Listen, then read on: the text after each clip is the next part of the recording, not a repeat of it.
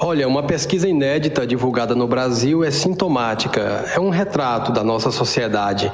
As mulheres são as vítimas em 60% dos casos de racismo e de injúria racial nas redes sociais no Brasil nos últimos 12 anos.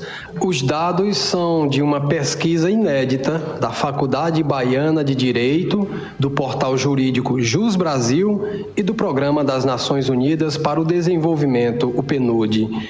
De acordo com a pesquisa, os casos com homens como vítima corresponderam apenas a 18,29%.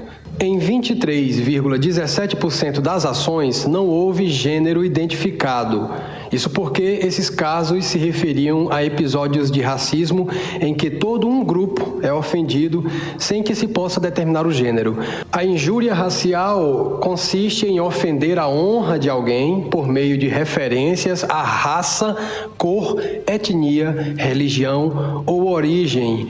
O crime de racismo atinge uma coletividade de indivíduos, discriminando toda uma raça.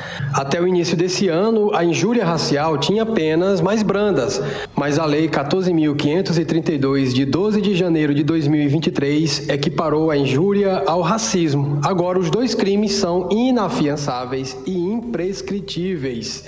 O relatório dessa pesquisa foi divulgado no seminário Desafios do Racismo nas Redes, promovido pelo Ministério da Igualdade Racial e pelo PNUD.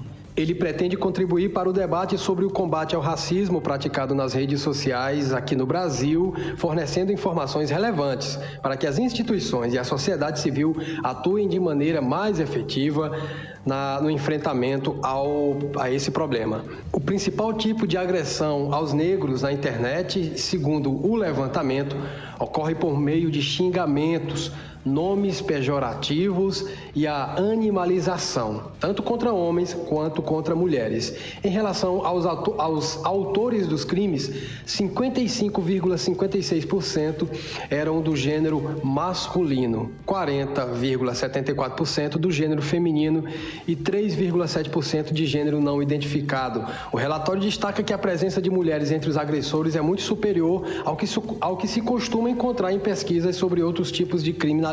Ou seja, significa que ao passo em que a maioria das vítimas de crimes de racismo e injúria racial na internet são mulheres, há um crescimento também de mulheres praticando esse tipo de crime também, infelizmente, né? A pesquisa identificou ainda 82 apelações, que são recursos à segunda instância, nos tribunais de justiça e nos tribunais regionais federais. A maior parte, 61 delas, são de natureza penal. Entre as apelações penais, 51 resultaram em condenação dos agressores.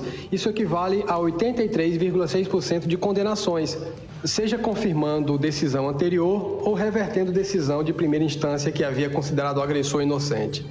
Em relação aos tipos de pena aplicada, houve maior frequência de aplicação de penas privativas de liberdades para os condenados. Porém, nenhum réu foi condenado a pena em regime fechado.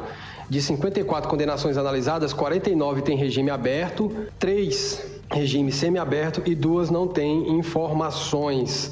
Nas demais condenações, os acórdãos judiciais optaram pela restrição de direitos.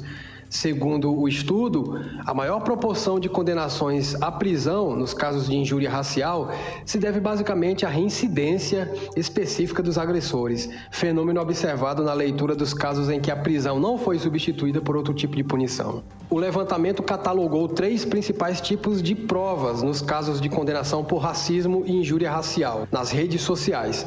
A maioria das provas são os prints, ou seja, as capturas de tela para provar o crime. Depois vem os boletins de ocorrência e os depoimentos de testemunhas. O relatório ressalta que a maioria dos casos analisados resultou em condenações, o que indica avanço no tratamento dessas questões no âmbito jurídico. Porém, o mesmo relatório faz uma advertência. Ele diz que é preocupante observar que existe significativa quantidade de casos em que as vítimas não tiveram os direitos garantidos, seja pela ausência de sanções ou pela falta de clareza na definição das condutas discriminatórias. Pois é, mais um dado que é sintomático, como eu falei no começo da minha participação, que é um retrato da nossa sociedade. Nesse caso, como estamos tratando de crime de racismo e injúria racial praticados nas redes sociais e cuja pesquisa mostra que a maioria das vítimas são mulheres, a gente já percebe pelo menos 3 problemas da nossa sociedade.